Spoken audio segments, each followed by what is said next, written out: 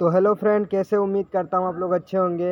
अब आप लोगों से मैं क्या बोलूँ, इतना सारा प्यार दे दिए हैं तो अपने छोटे भाई का ऐसे ही सपोर्ट करते रहिए और हम ऐसे नए नए वीडियो लाते रहेंगे आप लोगों के बीच में।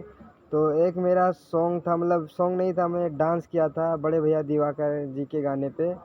तो उस पे हमारा 4 मिलियन व्यूज़ क्रॉस कर गया। आप लोगों को दिल से धन्यवाद।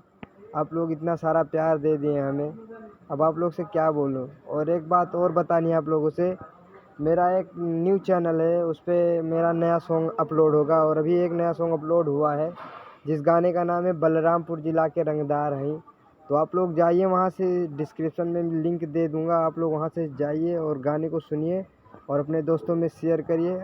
और उस चैनल का नाम है सिंगर शहजाद राजा ऑफिशियल। ऐसे अपने छोटे भाई का सपोर्ट करते रहिए और हम ऐसे ही नए नए वीडियो लाते रहेंगे आप सभी के बीच में। तो जाइए फटाफट से चैनल को सब्सक्राइब करिए आप लोग और अपने छोटे भाई का सपोर्ट करिए। तो मिलते हैं इसके नेक्स्ट वीडियो में।